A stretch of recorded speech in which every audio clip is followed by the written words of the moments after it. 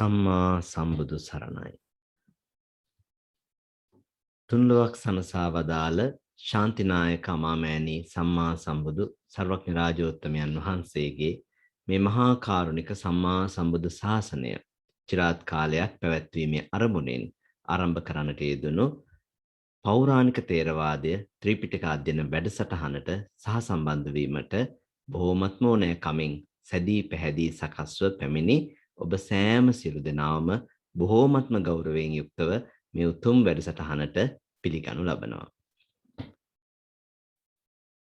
ශ්‍රී බුද්ධ වර්ෂ 2565 වූ වප් මස අව පියවක නම් තිතිලත් ශනි දින හෙවත් ව්‍යවහාරික වර්ෂ 2021 වූ ඔක්තෝබර් මාස 23 වන සෙනසුරාදා ශ්‍රී ලංකාවේ වේලාවෙන් පස්වරු 7 උදා වුණු මේ මොහොතේදී ලෝකය පුරා විසිරී සිටින ඔබ අප සෑම සියලු දෙනාම Zoom යොදවමු ඔස්සේ අන්තර්ජාලය හරහා සජීවීව මේ සහසම්බන්ධ වී සිටිනුයේ පෞරාණික ථේරවාදය ත්‍රිපිටක අධ්‍යයන වැඩසටහනෙහි අභිධර්මය 59 වැනි පාඩම සමගයි.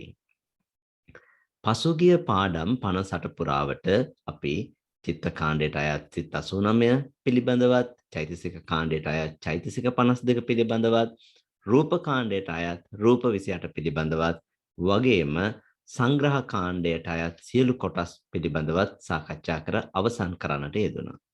ඉන් අනතුරු අපි ආරම්භ කරන්නට යෙදුණ ඉතාම වටිනා පාඩම් මාලාවක් ඒ තමයි චිත්ත වීති කාණ්ඩය. චිත්ත වීති කාණ්ඩයේත් මේ වන විට පාඩම් 13ක් සාකච්ඡා කර අවසන් කරන්නට යෙදලා තිබෙනවා.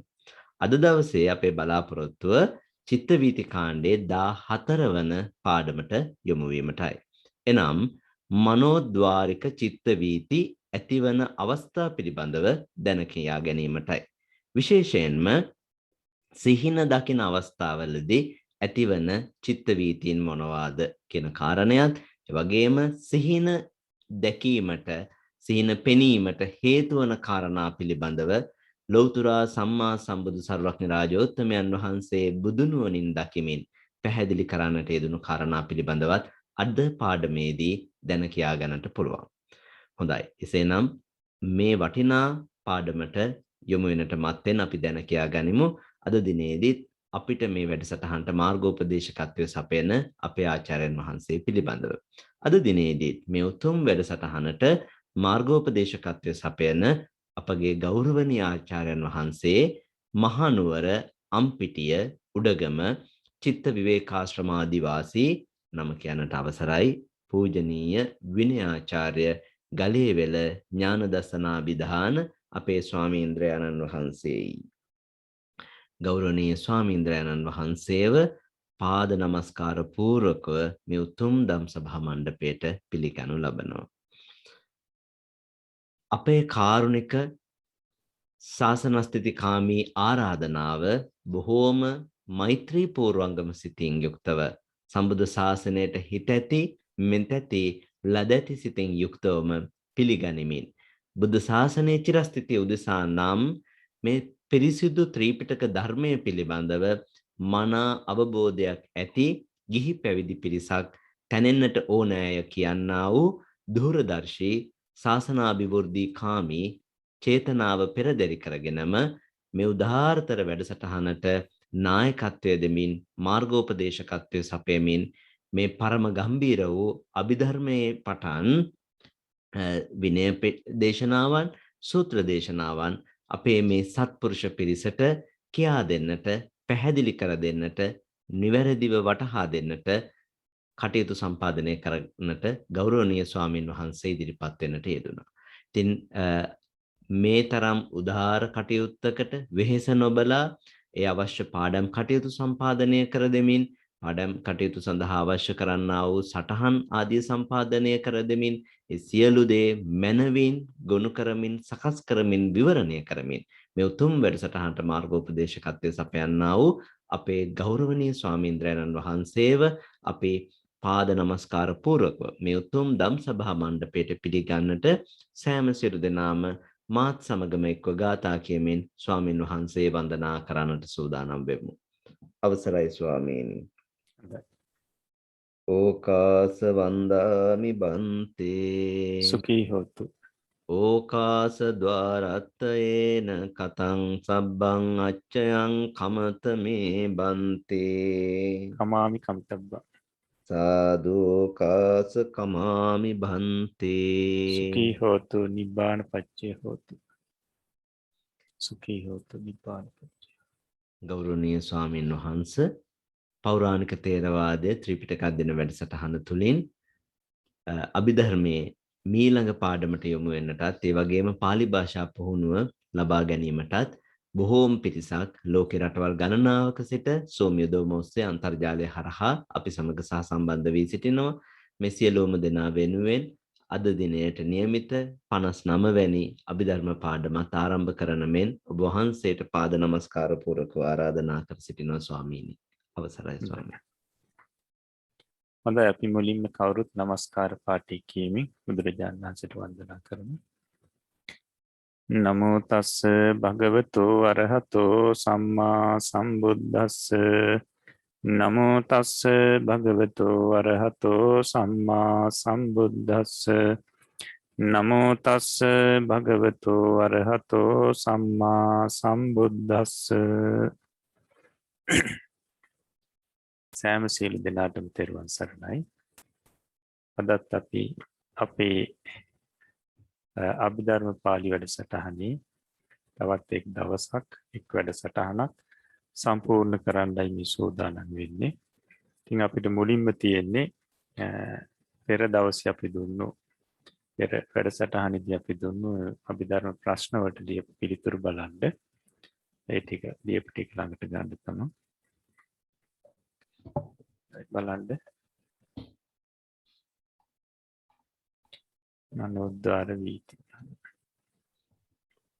පළවෙනි ප්‍රශ්නය, සප්ත දශායුෂ්ක නොවන විභූතාරම්මන වීතිය පහළ වීමට හේතු වන අරමුණු මොනවාද? පිළිතුර, සප්ත දශායුෂ්ක නොවන විභූතාරම්මන වීතිය පහළ වීමට හේතු වන අරමුණු නම් චිත්තක්ෂණ 14ක් ආයු නැති වර්තමාන වූද අතීත වූද අනාගත වූද කාමාවචර චිත්ත චෛතසිකයෝය.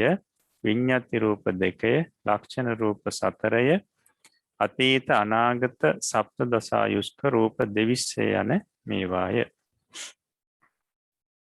ඊළඟ ප්‍රශ්නේ, සප්ත දසායුෂ්ක නොවන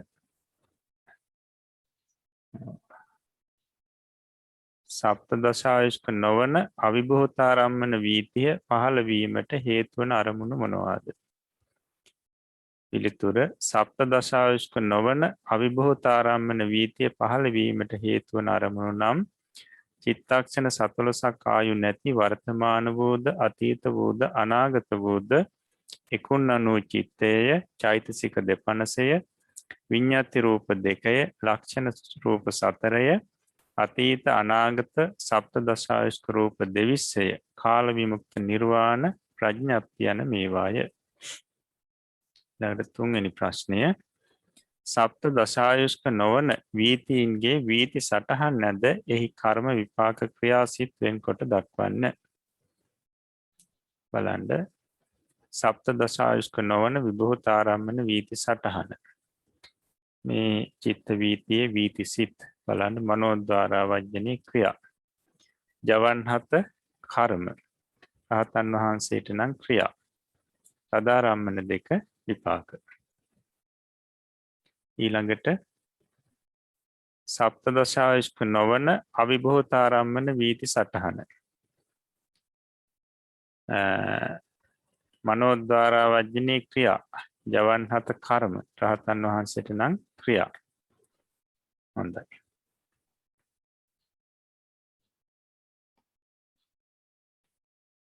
හොඳයි. එතකොට අපි මනෝද්වාර වීති යටතේ කාම ජවන වීති අද මේ මෙතෙක් අපි ඉගෙන ගත්තේ.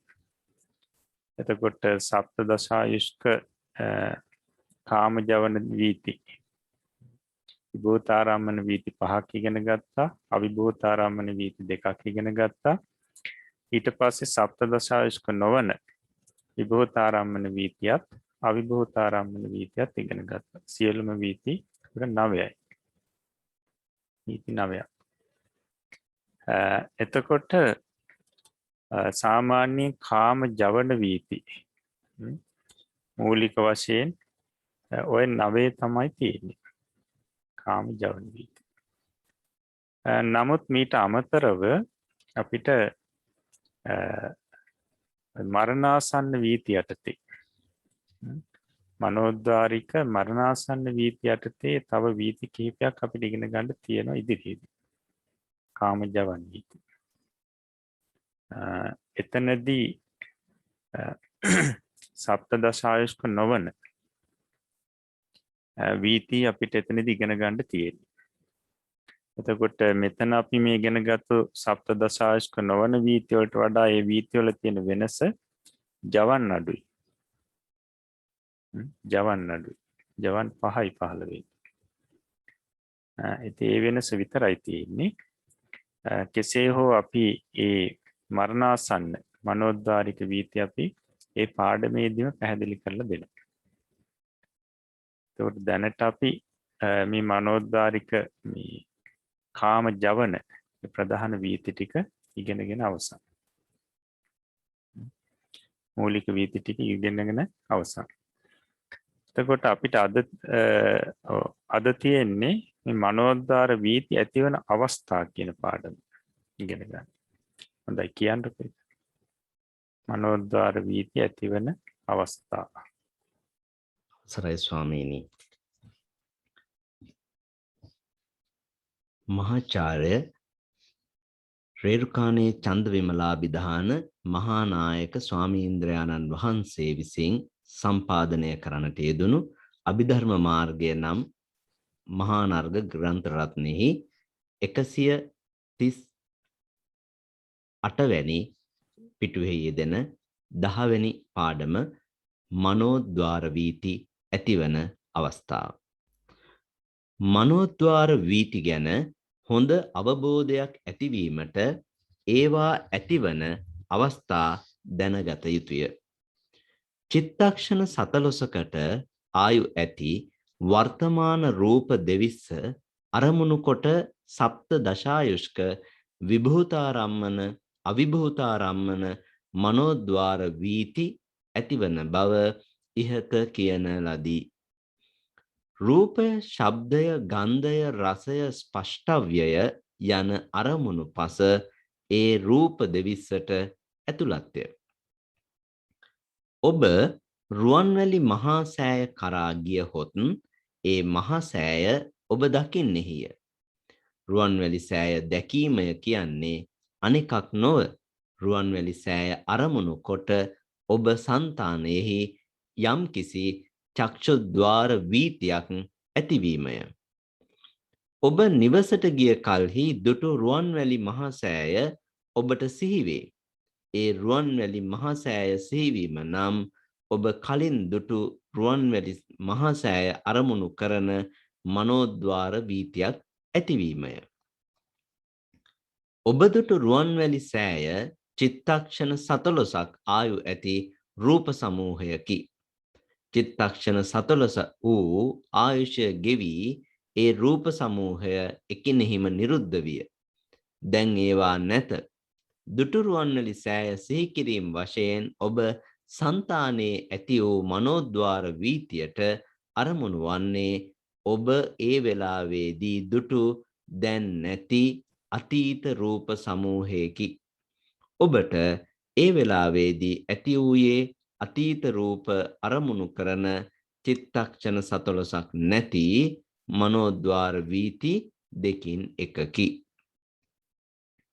ඔබ නිවසේ සිට ඇසට නොපෙනෙන රුවන්වැලි මහා සෑය දෙසට හැරි එයට වඳින්නෙහි නම් ඒ වැඳීමට ලක්වන්නේ ඔබ කලින් දුටු රුවන්වැලි මහා සෑය නොව. ඒ වෙලාවෙහි එතැන ඇති රුවන්වැලි සෑයය. එයට නමස්කාර කිරීම වශයෙන් ඔබට ඇතිවන්නේ වර්තමාන රූපය අරමුණු කරන සප්ත දශායුෂ්ක විභූතාරම්මන වීති පසෙන් හා අවිභූතාරම්මන වීති දෙකින් යම් කිසි වීතියකි. ඒ වන්දනාවට ලක්වන්නේ කලින් දුටු රුවන්වැලි සෑය නොවේ යයි කියන්නේ ඔබ රුවන්වැලි සෑය වශයෙන් කලින් ඇසින් දුටු රූප සියල්ලම නිරුද්ධ වූ බැවිනි. ඔබ නිවසේ සිට රුවන්වැලි මහා සෑය වැඳීමේදී රුවන්වැලි සෑය වශයෙන් ඔබ සලකන ඉපිද එක් චිත්තක්ෂණයක් ඉක්මුණු රූප කලාප සමූහයද ඔබගේ මනෝද්වාරයට යොමු විය හැකිය. චිත්තක්ෂණ 2 3 4 5 ඉක්මුණු රුවන්වැලි මහා සෑයේ රූප කලාපද ඔබගේ මනෝද්වාරයට එළඹ සිටිය හැකිය. ඒවායින් ඔබට පළමුවන දෙවන තුන්වන සතරවන පස්වන විභූතාරම්මන වීති ඇතිවේ. චිත්තක්ෂණ 6ක් හෝ 7ක් ඉක්මුණු රූප මනෝද්වාරයට යොමු වී නම් එකල්හි අවිභූතාරම්මන වීතියක් ඇතිවේ. රුවන්වැලි මහා සෑය නැමැති ප්‍රඥප්තිය මනෝද්වාරයට යොමු වී නම් එකල්හි ඇතිවන්නේ චිත්තක්ෂණ 14ක් නැති ප්‍රඥප්තිය අරමුණු කරන මනෝද්වාර වීතිය. රුවන්වැලි මහා සෑය දුටු බව ඔබට මතක් වේ නම් එකල්හි ඔබට ඇති වූයේ චක්කු විඥාණය හෝ චක්කුද්්වාර වීතිය අරමුණු කරන මනෝද්වාර වීතියකි. එය සිත් අරමුණු කොට ඇතිවන මනෝද්වාර වීතියකි. රුවන්වැලි සෑය සිහිවීම අනිකකි. රුවන්වැලි සෑය දුටු බව සිහිවීම අනිකකි. අවුල් කර නොගෙන ඒ දෙකේ වෙනස තේරුම් ගන්න. රුවන්වැලි සෑය දැකීමෙන් සමහර විට ඔබට මහත් ප්‍රීතියක් ඇතිවන්නට ඇත. ප්‍රීතිය චෛතසිකයකි. රුවන්වැලි සෑය දැකීමෙන් ඇති වූ ප්‍රීතිය ඔබට සිහිවනවා නම් එකල්හි ඇතිවන්නේ ප්‍රීති චෛතසිකය අරමුණු කරන මනෝද්වාර වීතියකි. වේදනාවද චෛතසිකයකි. ඔබට ඇති වූ වේදනාවක් සිහිවේ නම් එකල්හි ඇතිවන්නේ වේදනා චෛතසිකය අරමුණු කරන මනෝද්වාර වීතියකි. වේදනාවෙන් පෙළෙන අනෙකෙකු දුටු විට ඔහුගේ වේදනාව ඔබට දැනුණහොත් එකල්හි ඇති වූයේද වේදනා චෛතසිකය අරමුණු කරන මනෝද්වාර වීතියකි. ඔබ సంతානයේ ඇතිවන ආදරය, කෝපය, මානය, ඊර්ෂ්‍යාව, මෛත්‍රිය, කරුණාව යනාදිය සිහිවන විටද අනුන් කෙරෙහි ඇතිවන ඒ කරුණු දැනෙන විටද ඇතිවන්නේ චෛතසික අරමුණු කරන මනෝද්වාර වීතියය. මෙතෙකින් කියන ලදුවේ පහසුවෙන් තේරුම් ගත හැකි කරුණු ටිකකි. කියන ලද කරුණු අනුව සිතා රූප හා චිත්ත චෛතසිකයන් අරමුණු කොට මනෝද්වාර වීති ඇතිවන සැටි තේරුම් ගන්න. හොඳයි. එතකොට මේ මනෝද්වාර වීති ඇතිවන අවස්ථා කියන පාඩමින් ඊටාම සියුම් කරුණු කීපයක් පැහැදිලි කරලා තියෙනවා. ඒ නිසා මේ පාඩම මේ කොටස හොඳ අවධානයෙන් අහගෙන ඉන්න ඕනේ. ඊටාම සියුම් කරුණු කීපයක් පැහැදිලි කරලා දෙනවා මේ පාඩමේ. මුලින්ම දැන් මනෝද්වාර වීති ඇතිවන අවස්ථා ප්‍රායෝගිකව ඇතිවන අවස්ථා අපි හොඳින් තේරුම් ගත්තොත් අපිට මේ මනෝද්වාර වීති ගැන මීට වඩා පැහැදිලි දැනුමක් ඇති වෙනවා. ඒ නිසා මෙතනදී මේ ප්‍රායෝගිකව මනෝද්වාර වීති ඇතිවන අවස්ථා කීපයක් මේ පැහැදිලි කරා. මුලින්ම පැහැදිලි කරන්නේ චිත්තක්ෂණ 14කට ආයු ඇති වර්තමාන රූප 22 අරමුණු කරගෙන චිත්තක්ෂණ 17ක් ආයුෂ තියෙන වර්තමාන රූප 22 අරමුණු කරගෙන අපි පැහැදිලි කරා සප්තදස ආයුෂ්ක විභූතාරම්මන වීති සහ අවිභූතාරම්මන වීති 15 වෙනවා කියලා. ඔක්කොම එතන වීති 7ක් තියෙනවා. එතකොට ඒ සප්තදස ආයුෂ්ක මේ චිත්ත වීති මනෝද්වාර වීති 7ට අරමුණු වශයෙන් තියෙන්නේ රූප 22ක් නේ. ඒ රූප 22 අතර තියෙනවා ඔය ගෝචර රූප පහ වර්තමාන ගෝචර රූප පහක් තියෙනවා. අද රූපය, ශබ්දය, ගන්ධය, රසය, ඊට පස්සේ පොට්ටබ්බේ. පොට්ටබ්බේ. එතකොට මෙතනදී දැන් මේ රූප අතර, මේ ගෝචර රූප අතර මේ රූපය නැත්නම් වර්ණ රූපයේ අරමුණක් හැටියට අරගෙන කාරණා කිහිපයක් පැහැදිලි කරනවා. අපි බලමු. ඔබ රුවන්වැලි මහා සෑය කරා ගියහොත් ඒ මහා සෑය ඔබ දක්නේය. රුවන්වැලි සෑය දැකීමේ කියන්නේ අනිකක් නොව රුවන්වැලි සෑය අරමුණු කොට ඔබගේ సంతානයේ යම්කිසි චක්ෂුද්්වාර වීතියක් ඇතිවීමේ. එතකොට දැන් රුවන්වැලි සෑය ළඟ අපි වන්දනාවක යනවා. වන්දනා ගමන. රුවන්වැලි සෑය දැක බලා ගන්න වන්දනා කරගන්න. එතකොට රුවන්වැලි සෑය ළඟට ගිහින් අපි රුවන්වැලි සෑය දකිනවා. ඒ දකින අවස්ථාවේදී අපිට දැකීම වශයෙන් චක්ෂුද්්වාර වීතියක් ඇති වෙනවා. චක්ෂුද්්වාර වීතියක් ඇති වෙනවා. අති මහන්තාරම්මන වීතියක් වේවා, එහෙම නැත්නම් මහන්තාරම්මන වීති වේවා. මේ චක්ෂුද්්වාර වීතියක් ඇති වෙනවා. එතකොට මේ අවස්ථාවේදී මතකයේ තියාගන්න අපි රුවන්වැලි සෑය ඉදිරියට ගිහිල්ලා රුවන්වැලි සෑය දැකීම කියලා කියන්නේ චක්ෂුද්්වාර වීතියක් අපිට ඇති වෙනවා. එතකොට මේ මොහොතේදී මේ වීතියට අරමුණු වෙන්නේ වර්තමාන රුවන්වැලි සෑය කියන මේ රූපේ. වර්ණ රූපේ. එතකොට චිත්තක්ෂණ 17ක ආයුෂයක් තියෙන රුවන්වැලි සෑය නැමැති වර්ණ රූපේ තමයි අරමුණු වෙන්නේ. එතකොට මේ වෙලාවේදී චක්ෂුද්්වාර වීතියක් පහළ වෙනවා. ඊට පස්සේ ඔබ නිවසට ගිය කල්හි දුටු රුවන්වැලි සෑය මහ සෑය ඔබට සිහි වේ. එතකොට ගෙදර ගියාට පස්සේ වන්දනා ගමන අවසන් කරලා ගෙදර යනවා. ගෙදර ගියාට පස්සේ රුවන්වැලි සෑය සිහි වෙනවා. රුවන්වැලි සෑය සිහිවීම කියලා කියන්නේ අවස්ථාවේදී අර කලින් දැකපු රුවන්වැලි සෑය ළඟට ගිහිල්ලා දැක්කනේ. ඒකට අන්න ඒ වෙලාවේදී දැකපු රුවන්වැලි සෑය තමයි මේ වෙලාවේදී සිහි වෙන්නේ. සිහි වෙන එතකොට අතීත රුවන්වැලි සෑය. අන්න කලින් දැකපු රුවන්වැලි සෑය දැන් සිහි වෙන්නේ. දැන් ඒ දැකපු රුවන්වැලි සෑය නැහැ. දැකපු රුවන්වැලි සෑය නැහැ කියලා කියන්නේ මේ වෙලාවේදී අර වර්තමාන රුවන්වැලි සෑය නැමැති රූප මේ චක්ක විඥාන නැත්නම් චක්ෂුද්්වාර වීතියෙන් දැක්කේ. දැන් ඒ රූප නැහැ. ඒවා නිරුද්ධයි. එතකොට මේ නිරුද්ධ වුණු රුවන්වැලි සෑය නැමැති රූපය දැන් අතීත අරමුණක් හැටියට අන්න මනෝද්වාරයට ආපాతගත වෙනවා. එතකොට අතීත අරමුණක් සප්තදසායුෂ්ක අතීත රූපාරම්මණය ගනිමින් දැන් මනෝද්වාර වීතියක් පහළ වෙනවා. එතකොට රුවන්වැලි සෑය සිහිවීම කියලා කියන්නේ මෙන්න මේ අවස්ථාව. එතකොට මේ අවස්ථාවේදී පහළ වෙන්නේ අර මනෝද්වාර වීතිය අතුරින් සප්තදසායුෂ්ක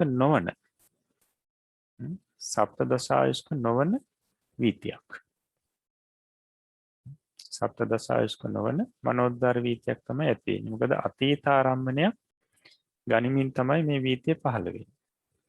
එතකොට අපිට රුවන්වැලි සෑය සිහි වෙනවා කියලා කියන්නේ පසු අවස්ථාවේදී අන්න අර අතීත අරමුණක් මනෝද්වාරයට ආපాతගත වෙනවා. නැත්නම් රුවන්වැලි සෑය නැමැති අතීත අරමුණ මනෝද්වාරයට ආපాతගත වෙනවා. හොඳයි. ඊට පස්සේ මෙතනදී පැහැදිලි කරනවා මුලින් දැකපු රුවන්වැලි සෑය චිත්තක්ෂණ 17ක් ආයුෂ ඇති රූප සමූහයක්.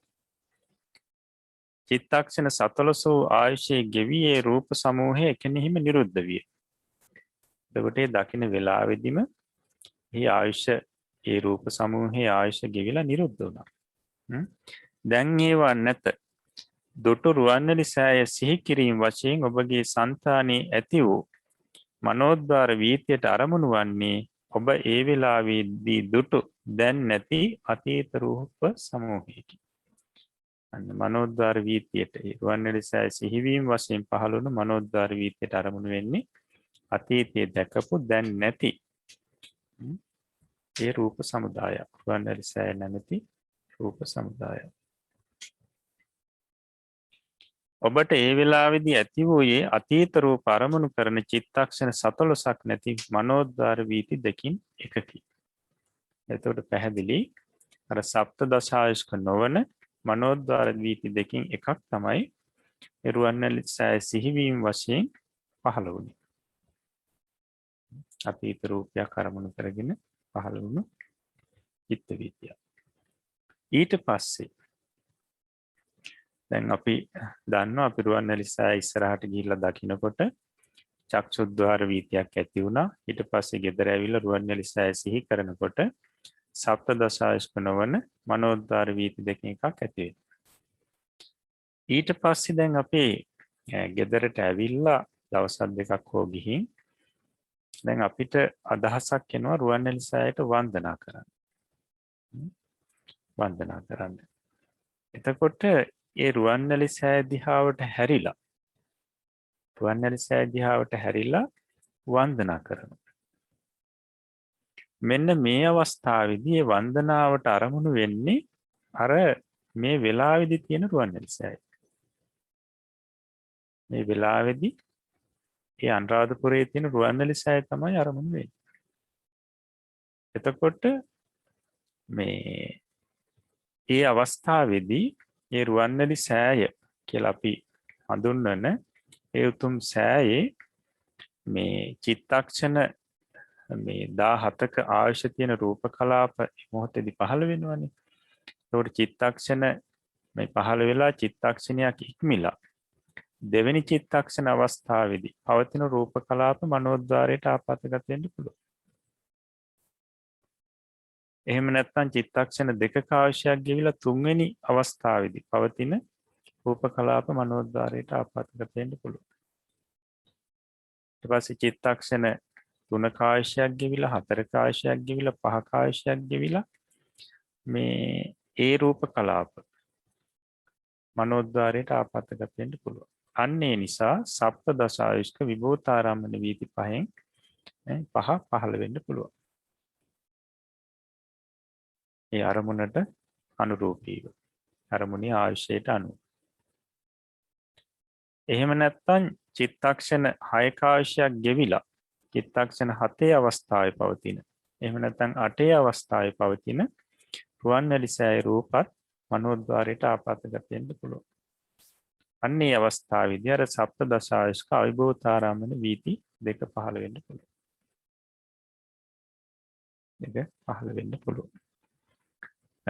ඉතින් ඒ කාරණාව තමයි මේ ඡේද දෙකෙන් පැහැදිලි කරන්නේ. ඡේද දෙකෙන් පැහැදිලි කරන්නේ මේ කාරණාව. එතකොට බලන්න මෙතන මේ සප්තදශායුෂ්ක විභූතාරම්මන අවිභූතාරම්මන වීති පහළ වෙන අවස්ථාවක්. රුවන්වැලි සෑය දෙසට හැරිලා ඒ මොහොතේදී තියෙන රුවන්වැලි සෑයට වන්දනා කරන්න.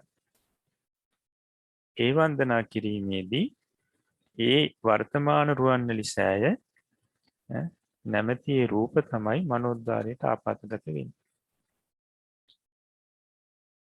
හොඳයි. ඊට පස්සේ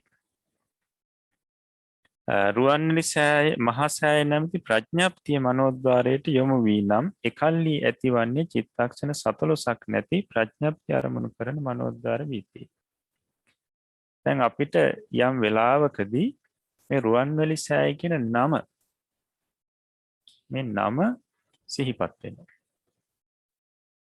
එතකොට ඒ අවස්ථාවේදී අර නාම ප්‍රඥප්තිය අරමුණු කරන මනෝද්වාර වීතියක් තමයි ඇති වෙන්නේ. නාම ප්‍රඥප්තිය. ඊට කියන නම.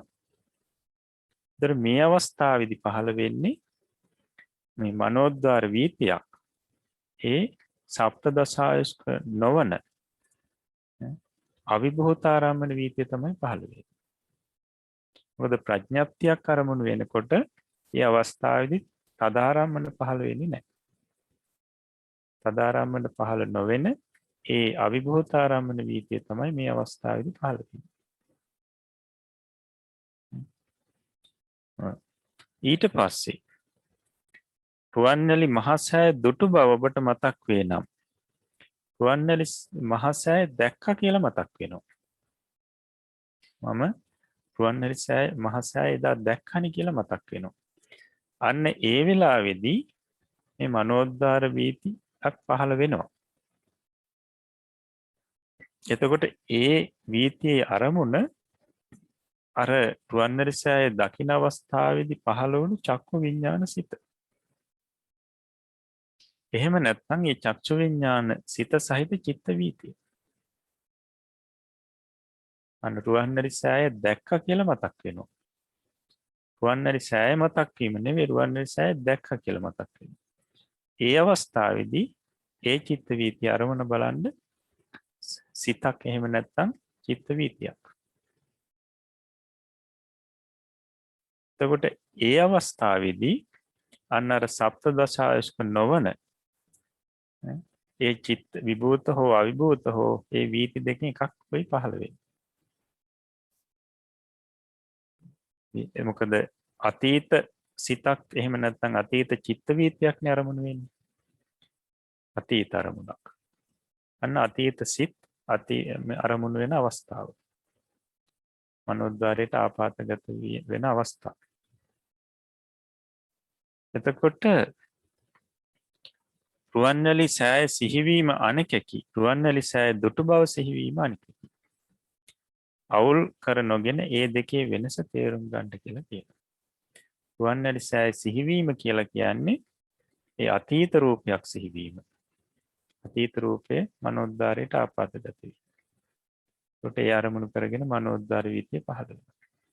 රුවන්වැලි සෑය දැක්කා කියලා සිහිවීම අන්න අතීත චක්කු විඥානයේ හෝ එහෙම නැත්නම් ඒ චිත්ත වීතිය අරමුණු කරගෙන මනෝද්වාර වීතියක් පහළ වෙන අවස්ථාව.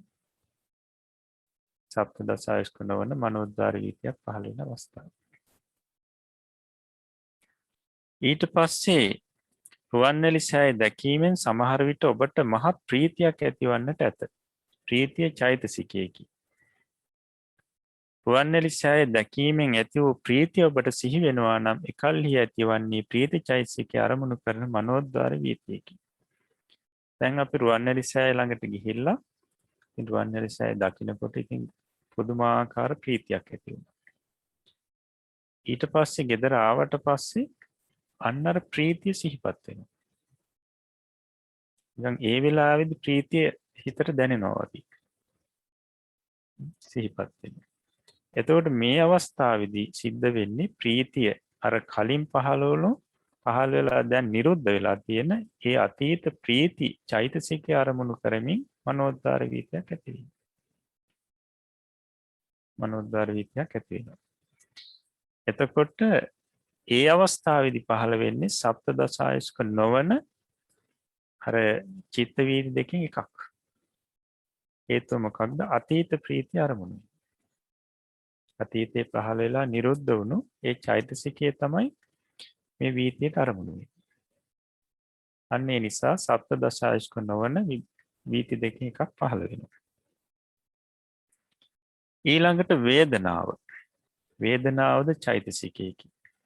ඔබට ඇති වූ වේදනාවක් සිහි වේ නම් එකල්හි ඇති වන්නේ වේදනා චෛතසිකය අරමුණු කරන මනෝද්වාර වීතියකි. දැන් අපිට රුවන්වැලි සෑය ළඟට ගියාට පස්සේ සතුටක් ඇති වෙනවා. ප්‍රීතිය කියන්නේ පිනායන ගතියනේ. සතුටක් ඇති වෙනවා. එහෙම නැත්නම් රුවන්වැලි සෑය දැකලා මේ මොකද්ද දොම්නසක් ඇති වෙනවා. ඒ කොහොමද? රුවන්වැලි සෑය තීන්ත ටිකක්වත් ගාලා නැහැ. ඔය විදිහට සමහරවිට හිත ගැටෙනවා. අන්න දොම්නසක් ඇති වෙනවා.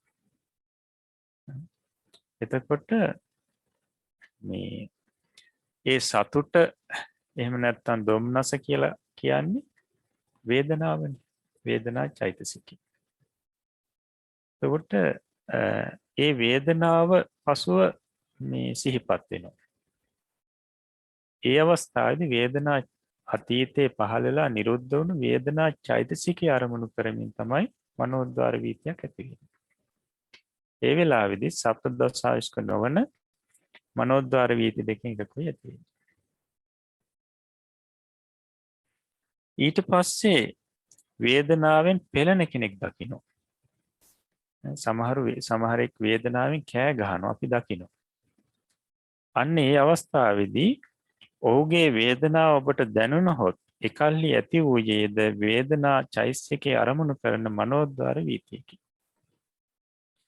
සමහර වේදනාවෙන් කෑ ගහනකොට නිකන් අපිටත් ඒ වේදනාව දැනෙනවා වගේ අවස්ථා එනවා.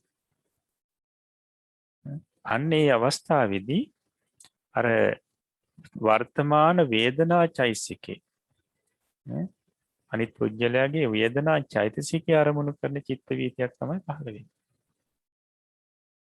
ඒතර වර්තමාන වේදනාව වේදනා චෛතසිකය අරමුණු කරන මනෝද්වාර වීතියක් ඇති වෙනවා. ඒ අවස්ථාවේදීත් ඇති වෙන්නේ අර සප්තදසායස්ක නොවන ඒ චිත්ත වීති දෙකෙන් එකක්. මොකද ඒකේ අරමුණු හැටියට තියෙනවනේ වර්තමාන චෛතසික. වර්තමාන චෛතසිකක් තියෙනවා. ඒ වගේම තමයි කෙනෙක් සතුටින් ඉන්නකොට ඒ සතුට දැකලා නිකන් අපිටත් ඒ සතුට දැනෙනවා වගේ අවස්ථා එනවා. අන්න ඒ අවස්ථාවේදී ඒ වර්තමාන වේදනා චෛතසික අරමුණු කරගෙන සප්තදසායස්ක නොවන මේ මනෝද්වාර වීති දෙකෙන් එකක් පහළ වෙනවා. පහළ වෙන අවස්ථාව. ඒ වගේම තමයි තමන්ගෙම సంతානි. සමහර ලාවට කෝපය ඇති වෙනවා, ආදරය ඇති වෙනවා, මාන්නය, ඊර්ෂ්‍යාව, මෛත්‍රිය, කරුණාව. මේ වගේ ස්වરૂප ඇති වෙනවා. ඒ වගේම තමයි අනුන් කෙරෙහි ඇති වෙන කරුණ දැනෙන විටද ඇතිවන්නේ චෛතසික අරමුණු කරන මනෝද්වාර වීතිය. දැන් අපි ගැන හිතලා බැලුවොත් අපිට තරහක් ඇති වෙන වෙලාවෙදී ඒ තරහ ගැන ඔන්න සිතුවිලි පහළ වෙනවා. මේ තරහ ගැන තේරෙනවා. තරහ දැනෙනවා. ඊට පස්සේ ඊර්ෂ්‍යාවක් ඇති වෙනකොට ඊර්ෂ්‍යාව දැනෙනවා. ඒකට කරුණාවක් මෛත්‍රියක් ඇති වෙනකොට මේ කරුණා මෛත්‍රිය මගේ ඇති වෙනවා කියලා දැනෙනවා. මාන්නයක් ඇති වෙනකොට මේ මාන්නයයි මට මේ වෙලාවේ තියෙන්නේ කියලා තේරෙනවා. ඊට පස්සේ ආදරයක් කෝපයක් ඇති වෙනකොටත් ඒ විදිහට තේරෙනවා. අන්න වර්තමාන චෛතසිකය කරමුණු කරගෙන මනෝද්වාර වීති පහළ වෙනවා. මනෝද්වාර වීති පහළ වෙනවා.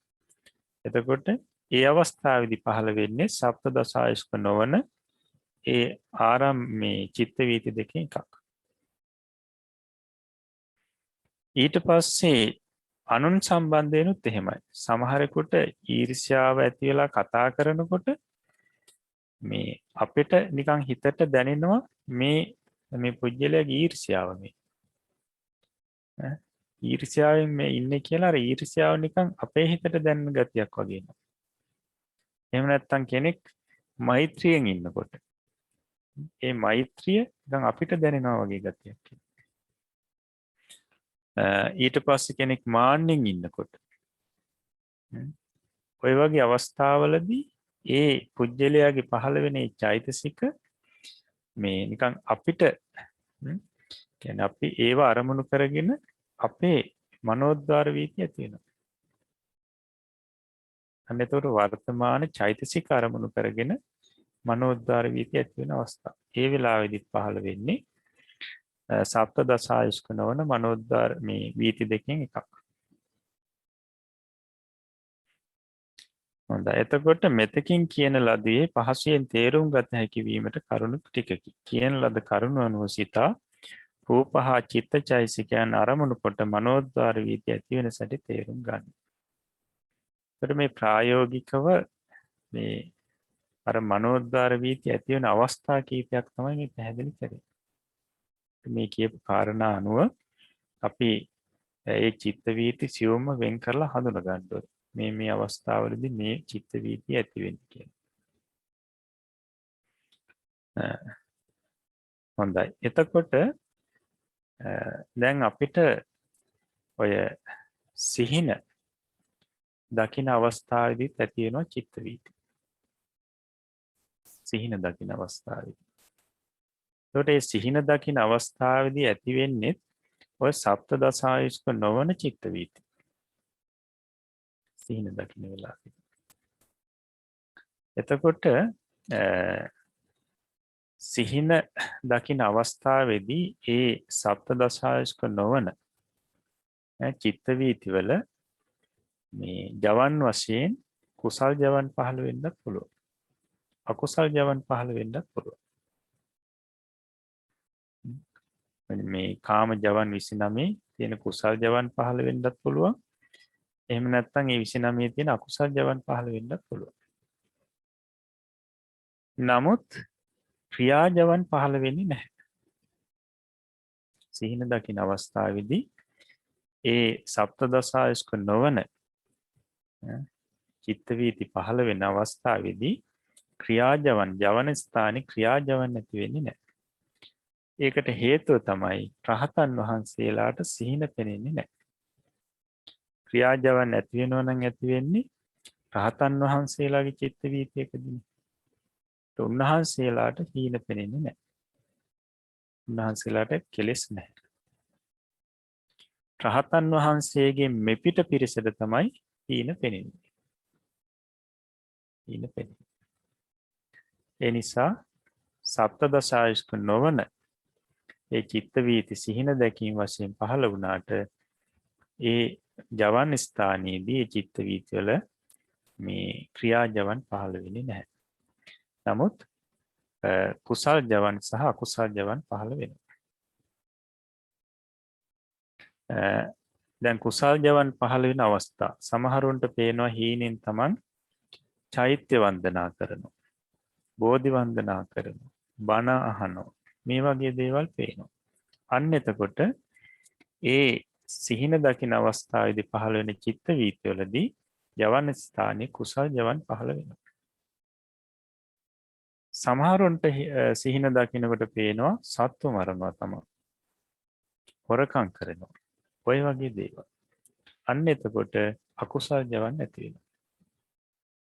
ඒ සිහින දකින අවස්ථාවේදී පහළ වෙන චිත්ත වීතිවලදී අකුසල් ජවන් නැති වෙනවා. එතකොට මේ සිහින දකින අවස්ථාවේදී මේ චිත්ත වීති දෙකට අමතරව දැන් ඒ සිහින අරමුණ සිහින නැත්නම් ඒ අරමුණ සිහින දකින අවස්ථාවේදී ඉදිරිපත් වෙන අරමුණ මනෝද්වාරයට ආපాతගත වෙන අරමුණ අතිශයින් අවිභූත නම් අප්‍රකට නම් අන්නේ අවස්ථාවලදී පහළ වෙන චිත්ත වීතිවල ජවන් ස්ථානයේ ජවන් පහළ වෙන්නේ නැහැ. ජවන් පහළ වෙන්නේ නැහැ. ජවන් පහළ නොවි ඒ ජවන ස්ථානයේ මනෝද්වාරවජ්ජනයක් හෝ දෙකක් පහළ වෙලා චිත්ත වීති අවසන් වෙනවා. ධර්ම ග්‍රන්ථවල දක්වනවා. එතකොට දැන් භවාංග චලන භවාංග උපච්ඡේද ඊට පස්සේ මනෝද්වාරවජ්ජනේ ඊට පස්සේ ජවන ස්ථානයේනේ ජවන් පහළ නොවි නැවත මනෝද්වාරවජ්ජනය පහළ වෙන්න පුළුවන්. පහළ වෙලා ඊළඟට භවාංග චිත්ත වීති අවසන්.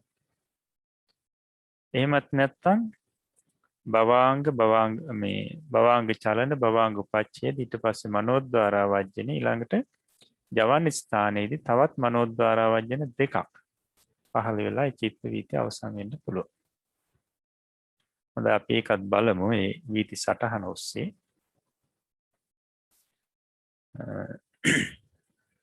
එතකොට මේ චිත්ත වීති වල බලන්න අවිභූතාරම්මන සුපින වීති සටහන. සුපින කියන්නේ සිහින. සිහින චිත්ත වීති සටහන. එතකොට බලන්න භවාංග ඊළඟට භවාංග චලන භවාංග උපච්ඡේද ඊළඟට මනෝද්වාරවජ්ජනේ ඊට පස්සේ ජවන් ස්ථානයේ තවත් මනෝද්වාරවජ්ජනයක් පහළ වෙලා වීති අවසන් වෙනවා. ඊළඟට භවාංග නැවත පහළ වෙනවා. මෙන්න මේ විදිහට සිහින දකිනකොට චිත්ත වීති පහළ වෙන්න පුළුවන්. ඒ ආරම්මණය මනෝද්වාරයට ආපాతගත වුණු අරමුණ ඊටාම අප්‍රකට නම්. ඊළඟට බලමු ඊළඟ වීති සටහන. බලන්න මේ වීති සටහනේදී භවාංග චලන භවාංග උපච්ඡේද ඊට පස්සේ මනෝද්වාර වජ්ජනේ ඊළඟට ජවන් ස්ථානයේ. ජවන් ස්ථානයේදී මනෝද්වාර වජ්ජනයේම ආවර්ජන කෘත්‍ය කරමින් දෙවරක් පහළ වෙනවා. ඊළඟට භවාංග. එතකොට මේ චිත්ත වීති දෙකේදීම කුසල් හෝ අකුසල් ජවන් නැහැ. මනෝද්වාර වජ්ජනී පමණයි ජවන ස්ථානයේ පහළ වෙන්නේ. එතකොට මනෝද්වාර වජ්ජනී කියන්නේ ක්‍රියාසිතක්.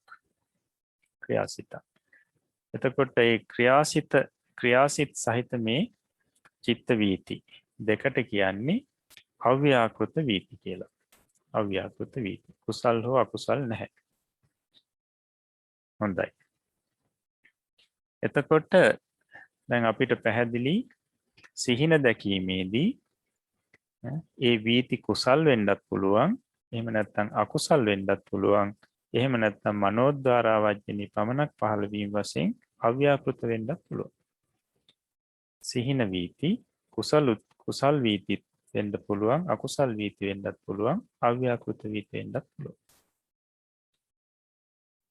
ඒ කාරණාව මතකයේ තියාගන්න ඕනේ. එතකොට මේ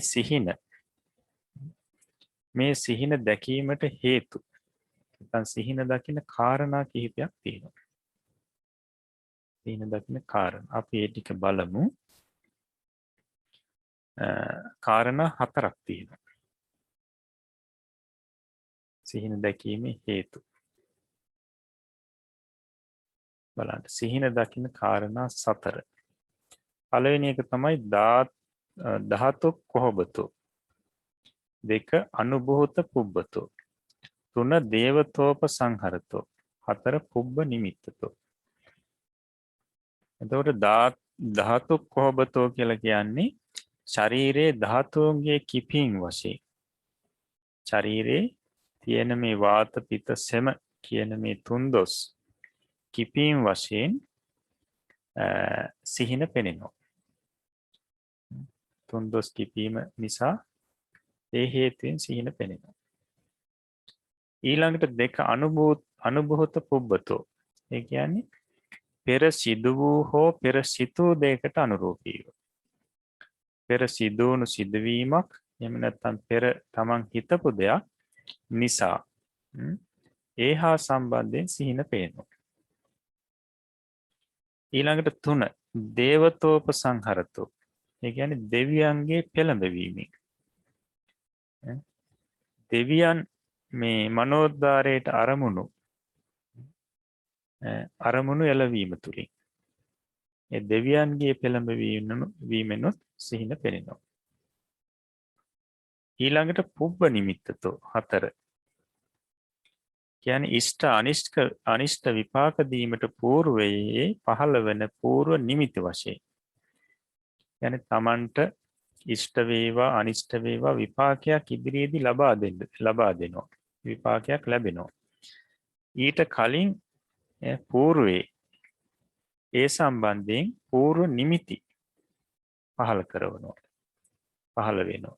අන්න ඒ නිමිති පහළ වීම වශයෙන් සිහින පෙනෙනවා. එතකොට සමහර සිහිනවල ඒ పూర్ව නිමිති පවතිනවා.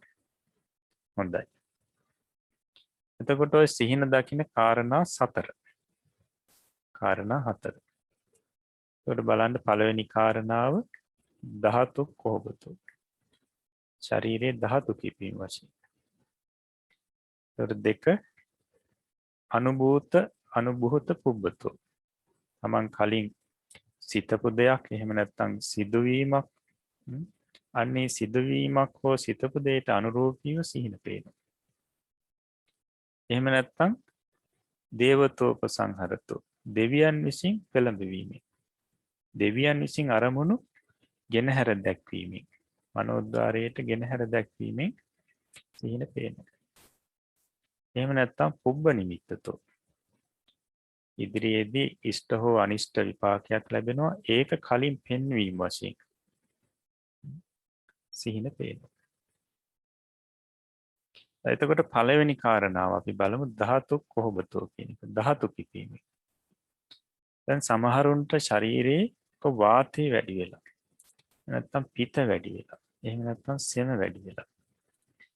එබඳු දවස් වලට මේ සිහිනෙන් පේනවා සමහර ලාවට දැන් ওই පිත වැඩි වුණු අයට පිත කිපුණු අයට පේනවා නිකන් ඉන්දරට අහු වෙලා තමයි පිච්චෙනවා. රැට ඒ විදිහේ හීන පේනවා. අන්න පිත කිපීම නිසා. සමහරුන්ට සෙම වැඩි වෙලා. ඒ අයට රාත්‍රී කාලයට හීන දකින්නකොට පේනවා මේ වතුරේ ගිලෙනවා. වතුරේ තමන් ගිලෙන්න යනවා. ඔය වගේ හීන පේනවා. එතකොට සමහරුන්ට වාතය කිපිලා. ඒ අයට රාත්‍රී කාලේ පේනවා හීන දකින්නකොට අහසින් යනවා. ඔය වගේ හීන පේනවා. එතකොට මේ විදිහේ හීන පෙනෙන්නේ ඒ ධාතු කිපීම නිසා. ශරීරයේ ධාතුන්ගේ කිපීම නිසා. එතකොට මේ හීන සැබෑ ඒවා නෙවෙයි. ඒවා සැබෑ වෙන්නේ නැහැ. අපිට බයක් ඇති වෙනවා එහෙමනම් වතුරේ ගිලිලා මැරෙයිද දන්නේ නැහැ කියලා. ඒ ඔය වගේ හීන දැක්කට පස්සේ එක එක අදහස් එනවා. ධාතු කිපීම වශයෙන් දකින්න හීන සැබෑ වෙන්නේ නැහැ. ඒවා බොරු. ඒකට ධාතු කිපීමේ බලපෑමෙන් තමයි ඒ හීන පෙනෙන්නේ.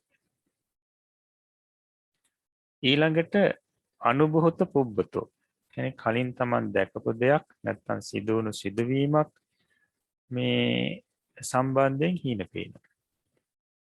දැන් Taman එදා දකින්න රියානතුරක්. උඩ රාත්‍රී ඉඳාගත්තට පස්සේ ඔන්න හීන පෙනෙනවා Taman රියානතුරකටපත් වෙනවා. එතකොට ඒ අර කලින් දැකපු දෙයක් නිසා ඒ විදිහේ හීන පේනවා. එහෙම නැත්නම් නිදාගන්න කිට්ට වෙලා ඔන්න අදහස් සිතුවිලි එනවා අද සර්පෙක්වත් එයිද දන්නේ ගේ ඇතුළට කියලා. රැට පේනවා සර්පයෝ ගේ ඇතුළට ඇවිල්ලා. හීනේ. අන්න අර හිතපු දෙයක් නිසා. හිතපු දෙයක් නිසා ඒ හීන පේනවා. ඒවට කියනවා අනුභූත පුබ්බ. එතකොට මේ විදිහට අපිට ගොඩක් දුරට සිහින පේනවා. ওই විදිහේ තව කරුණු ගන්න පුළුවන්. Taman දැකපු දෙයක් හෝ නැත්නම් Tamanට අත්විඳින්න උණු සිදුවීමක් නැත්නම් හිත කල්පනා කරපු දෙයක් ඔය වගේ දේවල්. ඊට පස්සේ තුන්වෙනි එතකොට ඔය අනුභූත පුබ්බ වශයෙන් Taman කියන්නේ අතීතයේ සිදු වුණු දෙයක් හෝ හිතපු දෙයක්කට අනුරූපීව සීන පේනකොට ඒවත් සත්‍ය වෙන සැබෑ වෙන හීන නෙවෙයි. ඒවත් සැබෑ වෙන හීන නෙවෙයි. ඊළඟට දේවතෝප සංහරතෝ දෙවියන් විසින් අරමුණු මෙදීම් වශයෙන් නැත්නම් දෙවියන්ගේ පෙළඹවීමෙන් හීන පේනවා. දෙවියන්ගේ පෙළඹවීම. එතකොට දැන් මේ දෙවියන්ගේ පෙළඹවීමෙන් කොහොමද අපි හීන දකින්නේ කියන එක පැහැදිලි කරනවා. එතනදී දෙවියෝ යම්කිසි අරමුණක් ගැන හිතලා මෙන්න මේ අරමුණ මොහු දකීවා කියලා හිතනකොටම ඒ ෂණේදීම ඒ අරමුණ මනෝද්වාරයට අපේ මනෝද්වාරයට ආපතගත වෙනවා කියනවා. අන්න ඒ විදිහට හීන දකින්න. ඒ දෙවියන් දෙන අරමුණු දකින්න හීන වශයෙන්. ඒකට ඒවට කියනවා දේවතෝප සංහරතෝ.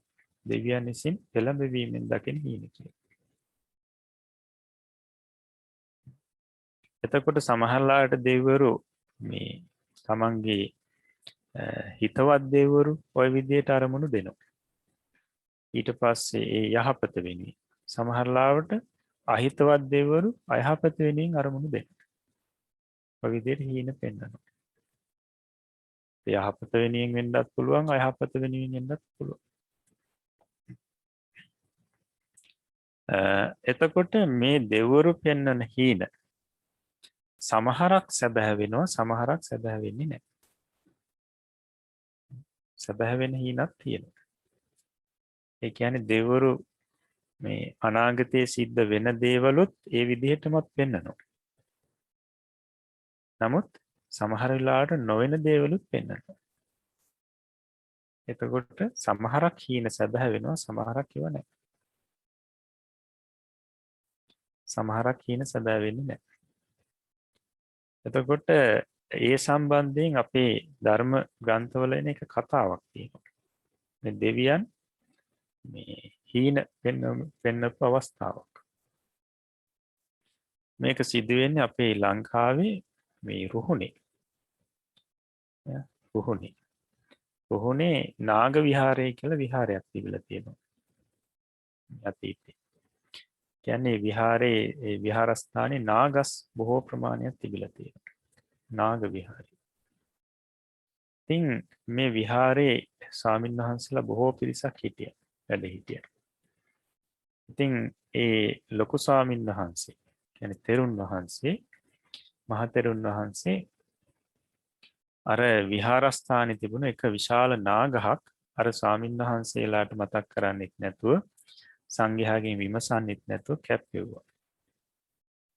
මේ නාවෘක්ෂයේ හිටිය දේවතාවෙක්. අධිග්‍රහිත වෙලා දේවතාවෙක් හිටියා. මේ දේවතාවගේ විමානෙ මේක. මේ නාගහ කැප්පෙව්වට පස්සේ මේ දේවතාව කුපිත වුණා. කුපිත වෙලා කල්පනා කරා මේ භික්ෂුන් වහන්සේ මගේ විමානෙ නැති කරා. ඒකට පරිගන්න ඕනේ කියලා හිතුවා. ඒකට උපායක් කල්පනා කරා.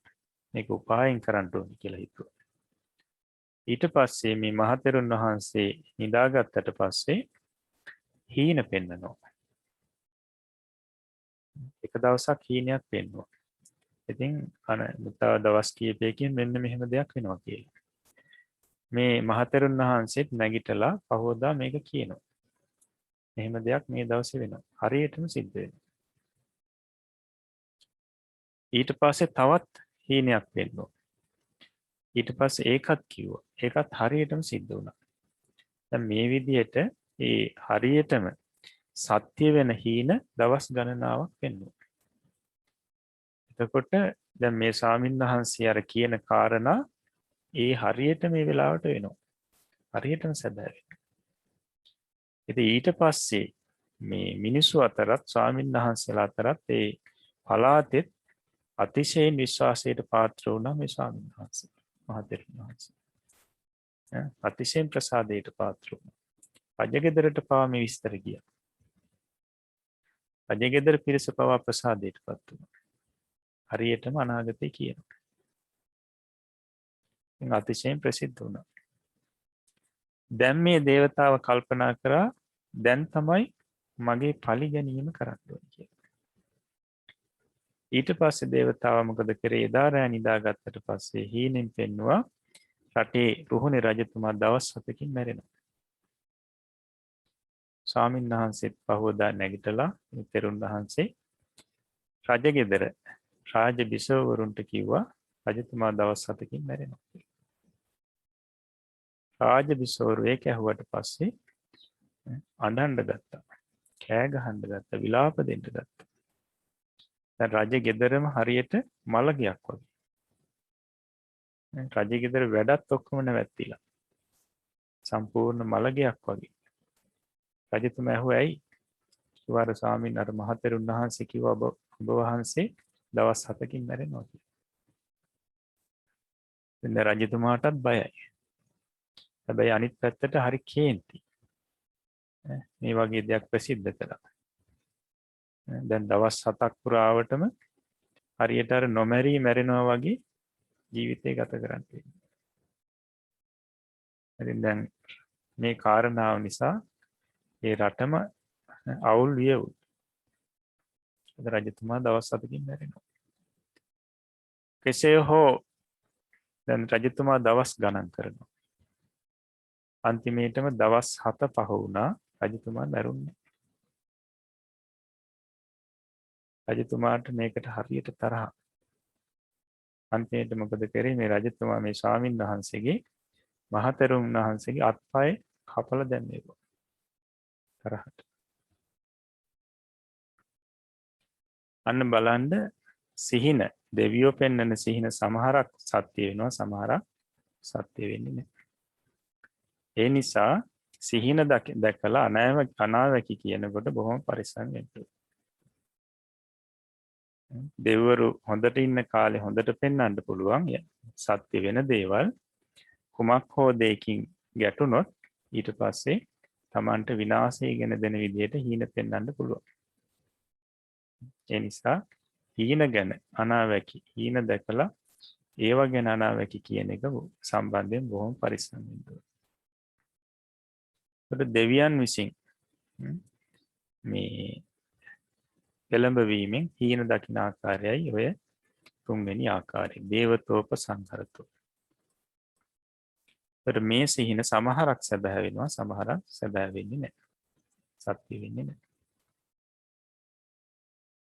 ඊළඟට පුබ්බ නිමිත්තතෝ හතරවෙනි කාරණා පූර්ව නිමිති වශයෙන් ඉෂ්ට වේවා අනිෂ්ට වේවා විපාකයක් ලැබෙනවා ඉදිරියේදී ඒකට పూర్වේ පූර්ව නිමිති වශයෙන් යම් යම් දේවල් සිහින විදියට දකින්න. එතකොට මහා මායා දේවිය දකින්නවා තමන්ගේ කුසට සුදු ඇත්පැටියක් ඇතුළු වෙනවා. අන්න ඒ බෝධිසත්වයන් වහන්සේ කුස පිළිසිඳ ගන්න එක මේ යහපත් ඉෂ්ට අරමුණ තමයි ඒ කලින් දකින්නේ. අන්න පූර්ව නිමිත්තක් ඒක. අරමුණ ඉදිරියේදී වෙන යහපත් දේ සම්බන්ධයෙන් පෙන්වන නිමිත්තක්. පූර්ව නිමිති වශයෙන් සිහින දැකීම. ඊළඟට කොසල් මහ රජතුමා දකිනවා හීන 16ක්. ඒවත් පූර්ව නිමිති. අනාගතයේ සිද්ධ වෙන දේවල් සම්බන්ධයෙන් කලින්ම දන්නනවා හා සමානව ඒ හා සම්බන්ධ නිමිති සිහින විදියට දකිනවා. ඊට පස්සේ අපේ බෝධිසත්වයන් වහන්සේ බුද්ධත්වයට පත් වෙන්න දිනකට පෙර දවසකට පෙර උදෑසන කාලේ දකිනවා සිහින 5ක් මහා සුපින 5 පංච මහා සුපින කියන. එතකොට ඒ සිහින වලින් පෙන්වන්නේ අදහස් කරන්නේ බුද්ධත්වයට පත් වෙනවා කියන එක. බුද්ධත්වයට පත් වෙලා ධර්මයේ දේශනා කරලා සත්‍යෝ නිවන් මාර්ගයේ පිහිටවනවා. අන්න එය මේ සම්බන්ධයෙන් පූර්ව නිමිති හැටියට සිහින 5ක් වෙන්නනවා. සිහින 5ක් මේ දකින්න. එතකොට ඒවා පූර්ව නිමිති වශයෙන් දකින්න සිහින. පූර්ව නිමිති වශයෙන් දකින්න සිහින.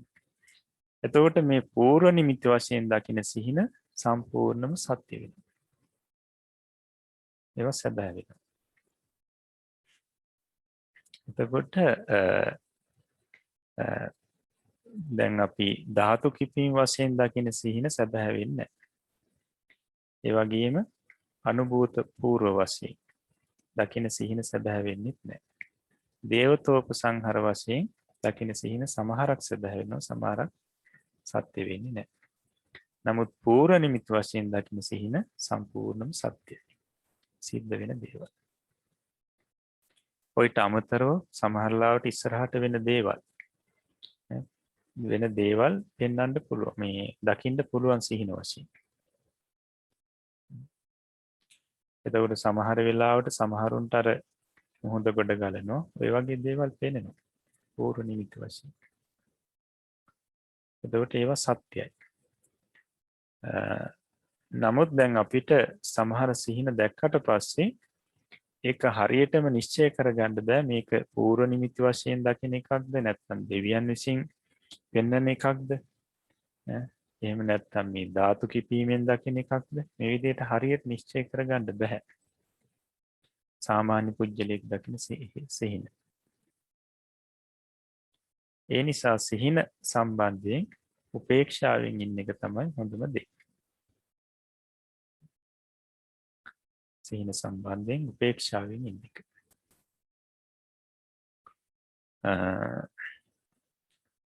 එතකොට මෙන්න මේ කාරණා හතරට අනුව තමයි අපිට මේ සිහින පෙනෙන්නේ. එතකොට දැන් මේ සිහින දකින සිහින දැන් ඔය සැබෑ වෙන සිහින තියෙනවනේ. සත්‍ය වෙන සිහින. මේ සිහින පෙනෙන්නේ පාන්දර කාලය කියලා කියනවා. පාන්දරට ඒ පෙනෙන සිහින තමයි සැබෑ වෙන්නේ. දැන් බොහෝ දෙනෙක් ඔය කාරණාව කියනවා. පාන්දරට දවල් දකින්න හීන සැබෑ වෙන්නේ නැහැ. දැන් ওই ධර්මයේ තියෙන කරුණු තමයි කොහෙන් හරි ඔය දැනගෙන කියන්නේ. එතකොට ඔය පූර්ව නිමිති වශයෙන් දකින්න සිහින පාන්දර කාලේ තමයි දකින්නේ. ඒ බෝධිසත්වයන් වහන්සේ දකින්නේ පාන්දර කාලේ. මහාමායා දේවියක් දකින්නේ පාන්දර කාලේ. එතකොට කොසල් රජතුමත් පාන්දර කාලේ දකින්නේ.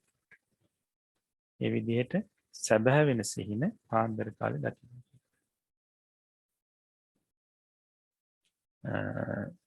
හොඳයි. එතකොට මේ සිහින පෙනෙන අවස්ථාව කොයි වගේ අවස්ථාවකදීද සිහින පෙනෙන්නේ කියන එකත් අපි කල්පනා කරන්න ඕනේ. දැන් සම්පූර්ණ අපි ගැඹුරු නිින්දේ ඉඳද්දී සිහින පේන්නේ නැහැ.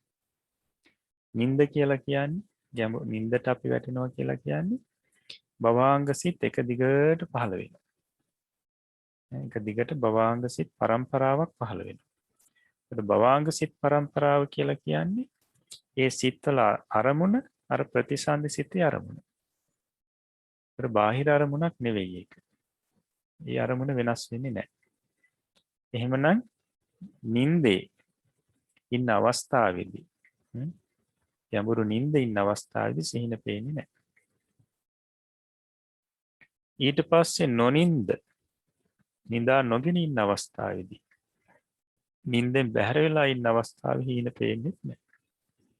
අපි ප්‍රകൃතියෙන් ඉන්න අවස්ථාවේ හීන පේන්නේ නැහැ. එතකොට මේ හීන පෙනෙන්නේ මේ නිින්දත් නොනිින්දත් අතර. අපි ඒකට කියනවා අඩ නිින්ද කියලා.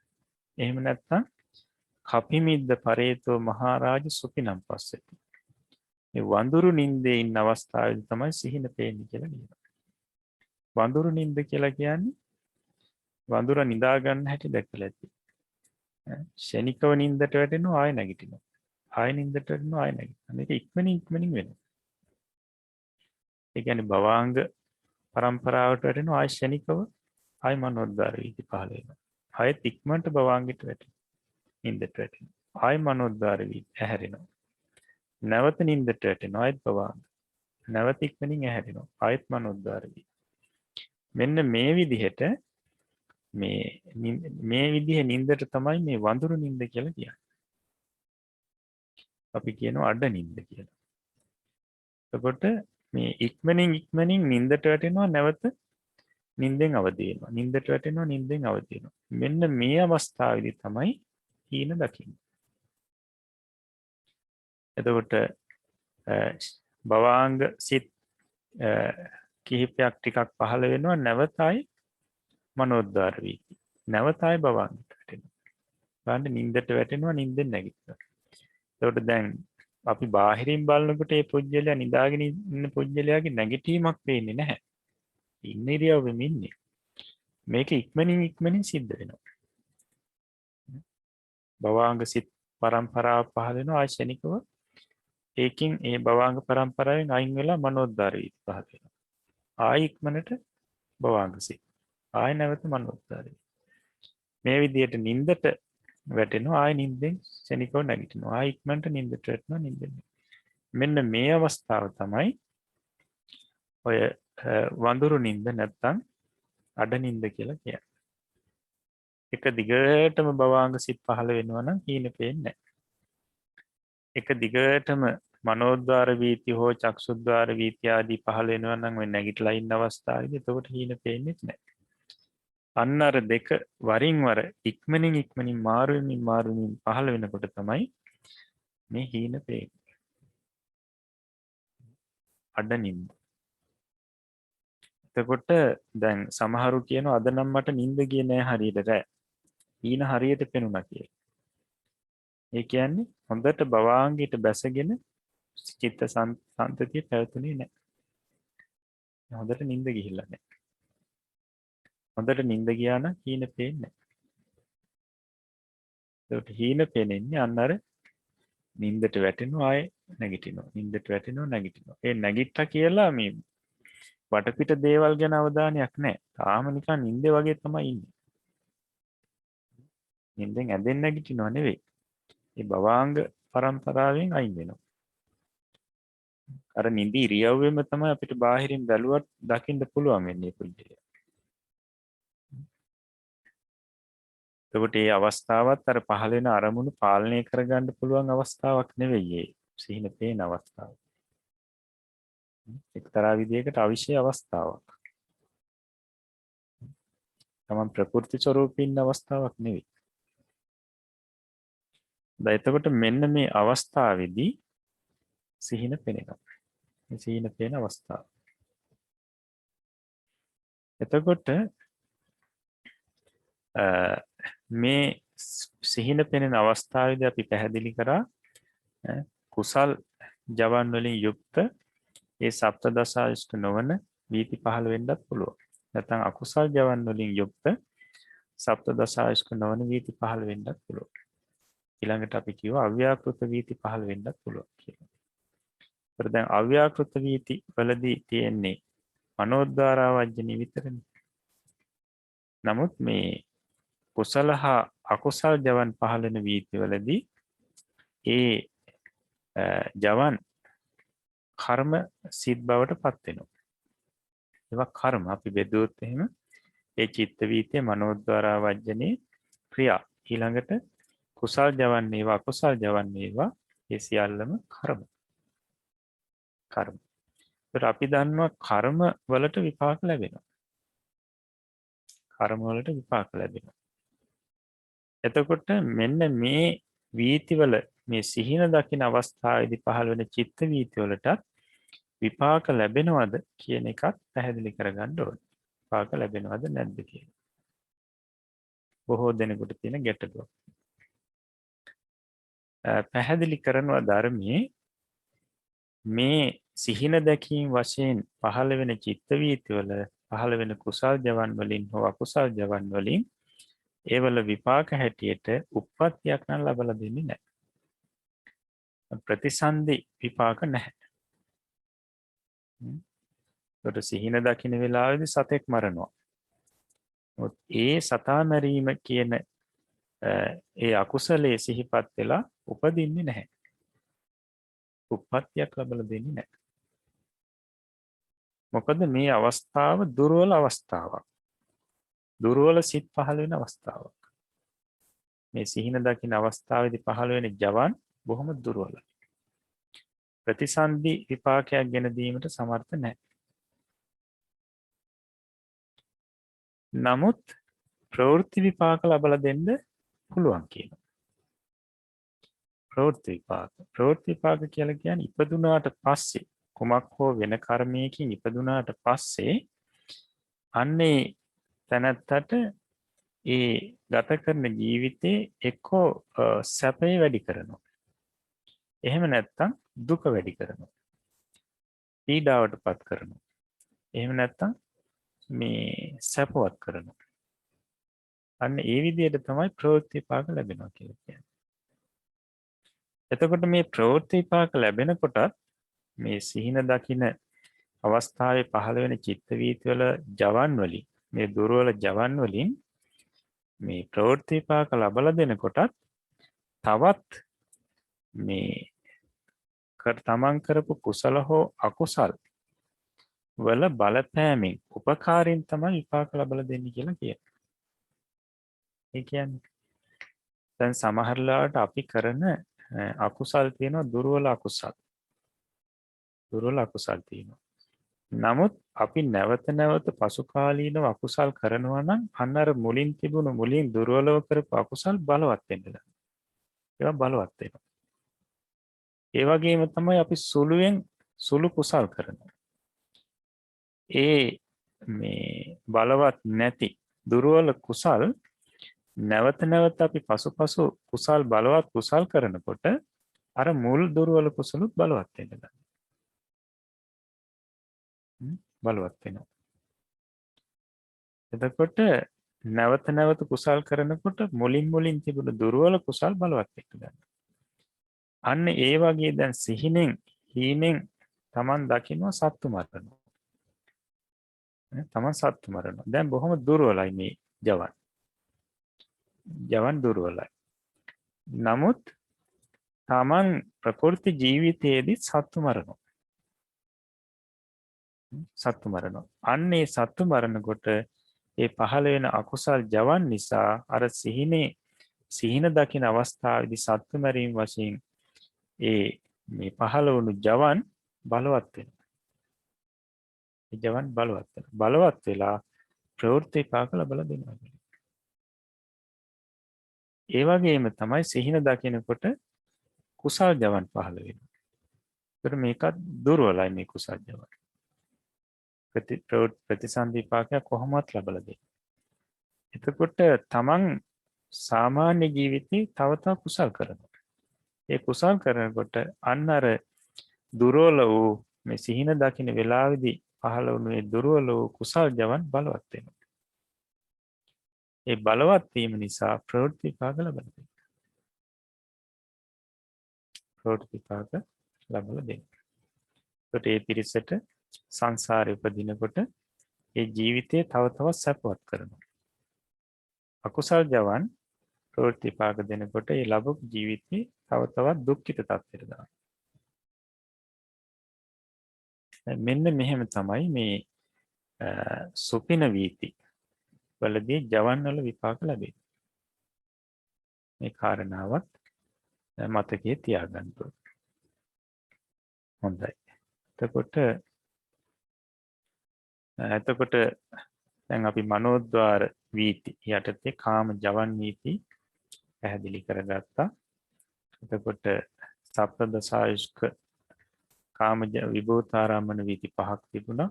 ඊට පස්සේ සප්තදසායුෂ්ක විභූතාරාමන වීති 2ක් තිබුණා. සප්තදසායුෂ්ක නොවන විභූතාරාමන වීතියයි සප්තදසායුෂ්ක නොවන අවිභූතාරාමන වීතියයි. ඒතර සිහින දැකීම වශයෙන් පහළ වෙන්නේ ඔය සප්තදසායුෂ්ක නොවන වීති. ඊට අමතරව අව්‍යාකෘත වීති. ඒ අවස්ථාවේදී මනෝද්වාර වජ්ජනේ තමයි වීති සිතක් හැටියට පහළ වෙන්නේ. ඒතකොට සිහින දැකීම සිද්ධ වෙන්නේ කාරණා 4ක් ඔස්සේ. ධාතු කිපීම වශයෙන් පෙර දැකපු දෙයක් හිතපු දෙයකට අනුරූපීව ඊට පස්සේ දෙවියන්ගේ පෙළඹවීමෙන් ඊට පස්සේ පූර්ව නිමිති වශයෙන්. මේ සිහින අතර දෙවියන් විසින් පෙළඹවීමෙන් දකින සිහින සත්‍යයක් වෙනවා අසත්‍යයක් වෙනවා. පූර්ව නිමිති වශයෙන් දකින සිහින සත්‍යයි.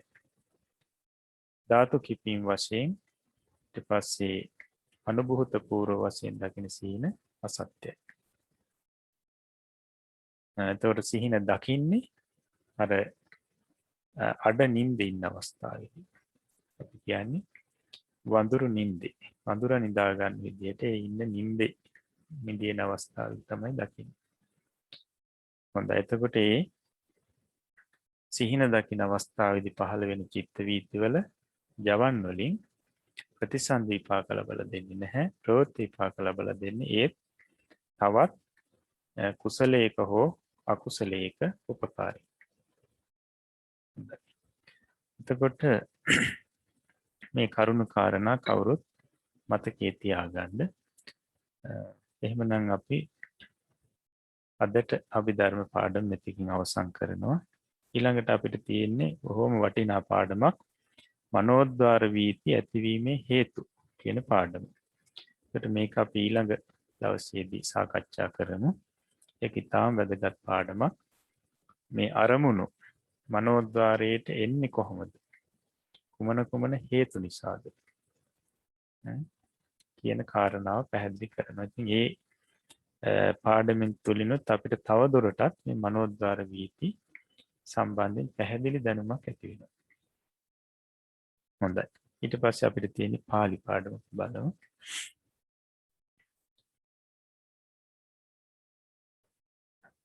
අපි එදා දුන්න වාක්‍ය පාලි වාක්‍ය කීපයක් සිංහලයට නගන්න. පළවෙනි එක බලන්න. මයිහම් මිත්තෝ නිරන්තරං අත්තනෝ පුත්තේ අත්තනෝ චක්කුහුනි ඉවරක්කති. මයිහම් මිත්තෝ මාගේ මිතුරා නිරන්තරං නිරතුරුව අත්තනෝ පුත්තේ තමාගේ පුත්‍රයන් අත්තනෝ චක්කූනි ඉව තමාගේ ඇස් මෙන් රක්කති රකි. 2. නමෝ තස්ස භගවතෝ අරහතෝ සම්මා සම්බුද්දස්ස. තස්ස ඒ භගවතෝ භාග්‍යවත් අරහතෝ අරිහත් සම්මා සම්බුද්දස්ස සම්මා සම්බුදුරජාණන් වහන්සේට නමෝ නමස්කාර වේවා.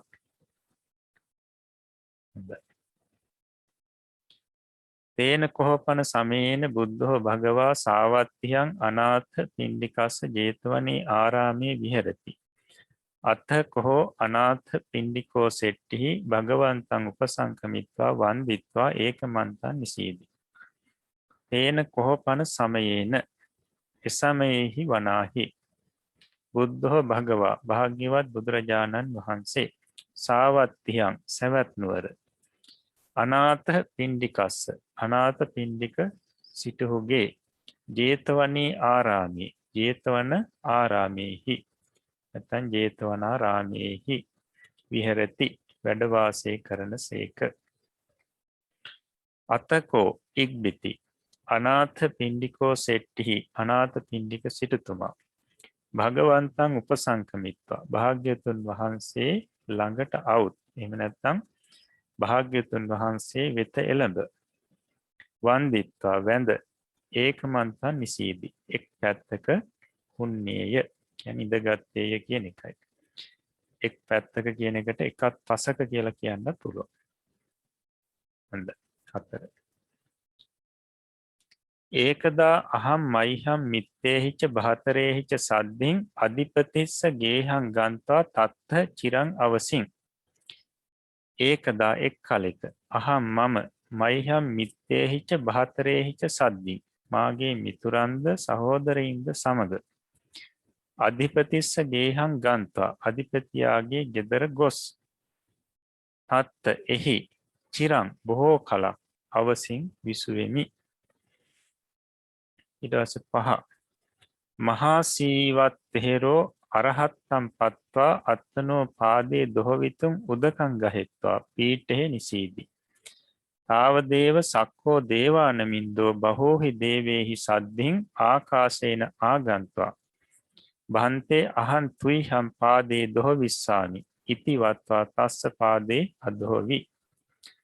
මහා සීව තෙහෙරෝ නැත්නම් අපිට මහා සීවත් තෙහෙරෝ කියලා කියන්නත් පුළුවන්. මහා සීව තෙරුන් වහන්සේ අරහත්තම් පත්වා රහත් බවට පැමිණ අත්තනෝ පාදේ දොහවිතුම් තමන් වහන්සේගේ පාසේදීමට උදකං ගහෙත්වා ජලයේ ගෙන පීඨෙහි නිසීදි උටුවෙහි මුන්නේය. කියන්නේ ඉඳගත්තේ කියන එක. තාවදේව එකෙනෙහිම සක්කෝ දේවා නමින්දෝ සක්දෙව් රජු බහෝහි දේවේහි සද්ධින් බොහෝ දෙවියන් සමග ආකාශේන ආගන්ත්වා අහසින් අවුත් භන්තේ ස්වාමීනි අහං මම තුයිහං පාදේ දොහවිස්සාමි ඔබ වහන්සේගේ පාසෝදන්නෙමි ඉති යැයි වත්වා කියා තස්ස පාදේ උන්වහන්සේගේ පා අදොහවි සේදුවේය. එතකොට මේ මහාසීව ස්වාමීන් වහන්සේ සම්බන්ධයෙන් ඒ කතාව ඒකේ කොටසක්. මහාසීව ස්වාමීන් වහන්සේ කියලා කියන්නේ සාමාන්‍යයෙන් රහතන් වහන්සේලා 30000කට අවවාද උපදෙස් දුන්නු ස්වාමීන් වහන්සේ කෙනෙක්. උන්වහන්සේ අවුරුදු 30ක් භාවනා කළා තමයි රහත් වෙන්නේ. ඉතින් භාවනා කරලා අවුරුදු 29ක් විතර භාවනා කරා. භාවනා වැඩුන්නේ නැහැ. ඊට පස්සේ කල්පනා කරා මම නිදාගන්නෙත් නැහැ. කකුල් හොදන්නෙත් නැහැ රහත් වෙන තෙක් කියලා. ඊට පස්සේ අවුරුදු 30 සම්පූර්ණ වෙනකොට රහත් වුණා. ඊට පස්සේ රහත් වෙලා කකුල් දෙක හොද ගන්න කියලා වතුරත් අරගෙන ගිහිල්ලා ඉඳගත්තා. ඒ වෙලාවෙදිම 30,000ක් රහතන් වහන්සේලා එනවා කකුල් හොදන්න තමන්ගේ ශිෂ්‍යයෝ. ඒ ඔක්කොටම කියනවා එපා මේ කකුල් මගේ බොහොම ජරා වෙලා තියෙන්නේ දැන් මමම හොද ගන්නම් කියලා. ඒ වෙලාවෙදිම සක්දේව රජතුමා එනවා මම යන්න ඕනි මේ තෙරුන් වහන්සේගේ කකුල් හොදන්න කියලා. ඒ ගිහිල්ලා සක්දේව රජතුමා බොහොම ආයාචනා කරලා ඒ අවස්ථාව අරගෙන මේ මහා සීව තෙරුන් වහන්සේගේ කකුල් දෙක හොදනවා බොහොම ගරුත්වයෙන්. ඒ කතාව තමයි මේ කෙටියෙන් දක්වලා තියෙන්නේ. හොඳයි ඊළඟට 6 වෙනි. නනු තුම්හේ භික්ඛවේ චිරං අත්තනෝ සීලං රක්ඛිත. තුම්හේ භික්ඛවේ මහණෙනි තුම්හේ නුඹලා චිරං බොහෝ කලක් අත්තනෝ තම තමාගේ සීලං ශීලය රක්ඛිත නනු රැක්කෙහු නොවේද. 7 යස්මා මයිහම් බහතා මෙත්තා කම්මට්ඨහනම් භාවේති තස්මාසෝ ඉදානි දේවෝ විය අතීව විරෝචති. යස්මා යම් හේකින් මයිහම් බහතා මගේ සහෝදරයා මෙත්තා කම්මට්ඨහනම් භාවේති මෛත්‍රී භාවනා වඩයිද තස්මා එහෙයි සෝ ඔහු ඉදානි දැන් දේවෝ විය දෙවියෙක් මෙන් අතීව අතිශයින් විරෝචති බබලයි. 8 සුසවෝ මාතා පිතරේහි විනා වසිතුන්න සමත්තහා හොන්ති. සුසවෝ බාලයෝ ඒ කියන්නේ පොඩි ළමයි මාතා පිතරේහි විනා මව්පියන්ගෙන් වෙන්ව වසිතුන් වාසය කිරීමට න සමත්තා හොන්ති. සමත්තා න හොන්ති සමර්ථයෝ නොවෙත්. 9 අහං ධම්මං උග්ගන් හිතුම් ඉච්ඡාමි අපිච මයිහම් මාතා පිතරෝ තස්ස න ඉච්ඡන්ති. අහං මම ධම්මං උග්ගන් හිතුම් ධර්මයේ ඉගෙන ගැනීමට ඉච්ඡාමි කැමැතිමි. අපිච නමුත් මයිහම් මාතා පිතරෝ මගේ මව්පියවරු තස්ස ඊට න ඉච්ඡන්ති නොකමැති වෙත්. 10 තින්නම් භික්කවේ පාතු භාවෝ දුර්ලභෝ ලෝකස්මින් කතමේ සම්තින්නම් තතහගතස්ස භික්කවේ අරහතෝ සම්මා සම්බුද්දස්ස පාතු භාවෝ දුර්ලභෝ ලෝකස්මින් තතහගත ප්‍රවේදිතස්ස ධම්ම විනයස්ස දේශේතා පුග්ගලෝ දුර්ලභෝ ලෝකස්මින් කතඤ්ඤෝ කතවේදී පුග්ගලෝ දුර්ලභෝ ලෝකස්මින් ඉමේ සංකෝ භික්කවේ තින්නම් පාතු භාවෝ දුර්ලභෝ ලෝකස්මින්. භික්කවේ මහණෙනි ලෝකස්මින් ලෝකයෙහි තින්නම් තිදෙනෙකුගේ පාතු භාවෝ පහළවීම දුර්ලභෝ දුර්ලභ වේ.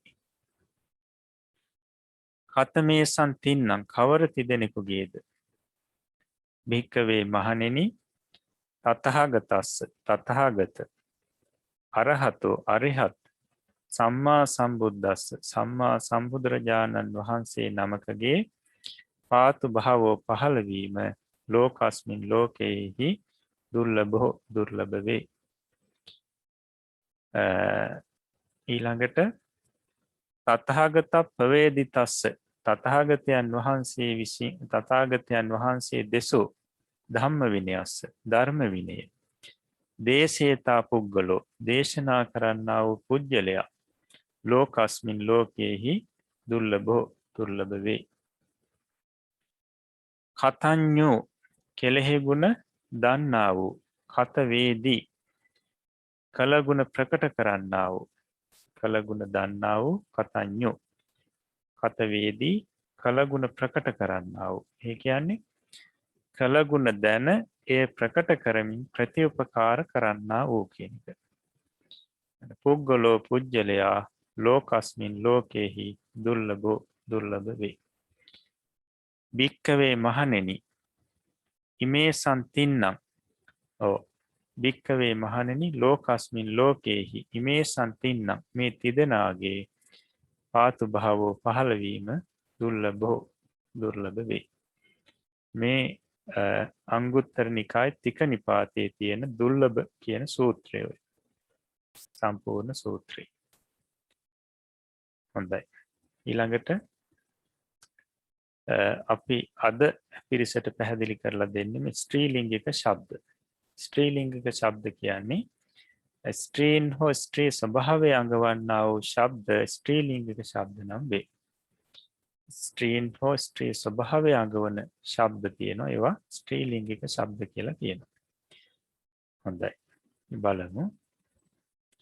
ස්ත්‍රීලිංගික ශබ්ද අතර තියෙනවා ආකාරාන්ත වනිතා කියලා ශබ්දයක්. ආකාරාන්ත ස්ත්‍රීලිංගික වනිතා ශබ්දය. එතකොට දැන් අපි පුල්ලිංගික ශබ්ද මේ වෙනකොට බොහෝ ප්‍රමාණයක් ඉගෙන ගත්තා. තව පසුවට අපිට තියෙනවා විශේෂ පුල්ලිංගික ශබ්ද කීපයක්. අපි ඒවා පසුව ඉගෙන ගන්නවා. දැන් මෙතන ඉඳලා අපි ඉගෙන ගන්නේ ස්ත්‍රීලිංගික ශබ්ද. වර්ණගෙන ආකාරය.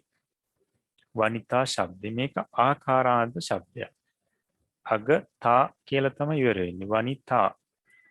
එතකොට අග ඒ තා හැදෙන්නේ අල් තයන්නයි ආයන්නයි එකතු වෙලා.